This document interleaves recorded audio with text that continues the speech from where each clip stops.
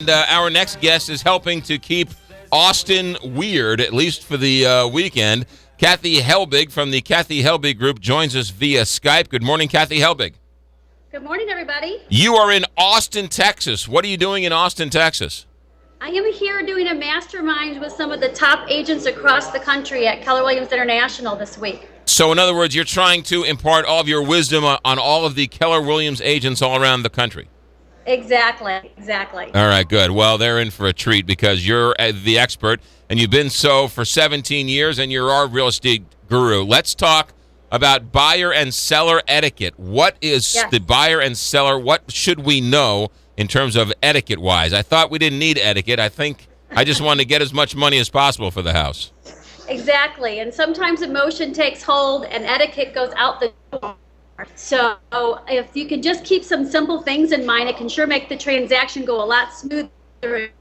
Usually you can end up saving money. If you get the other side to like you a little bit, it makes it a lot more better of a transaction. So, for example, Kathy Helbig of the KathyHelbigGroup.com, what should we know?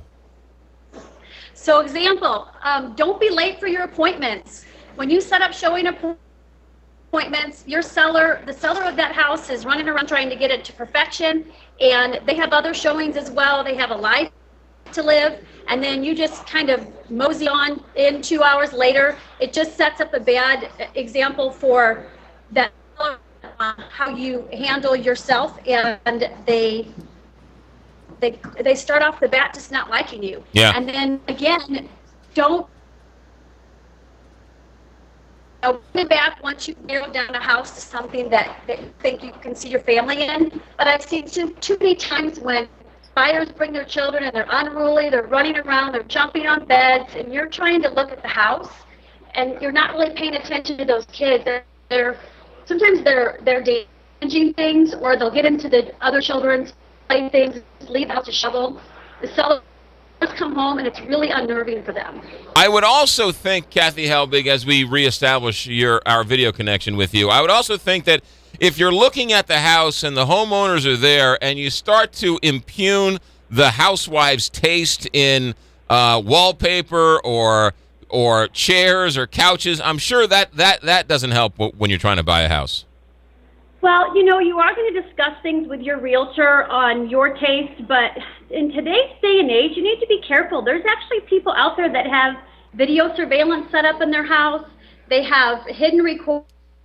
So negative or even really positive to say, take it outside and wait to talk to your realtor until you get into the car. You don't really want to go into a house and gush about how much you love it and you've got to have this house, or the opposite.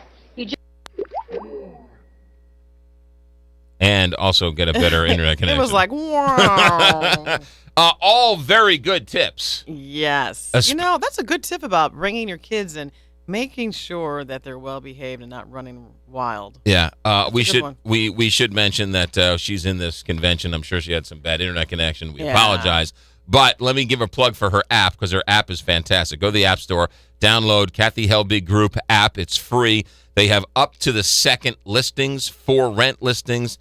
More information, you can email her, not only here in St. Louis, but in other parts of the country if you're out kicking tires all around. So Kathy Helbig Group, our real estate guru, she'll be back in studio. We'll find out how her trip down to Austin went. Yeah. It's 7:40 here, Big 5.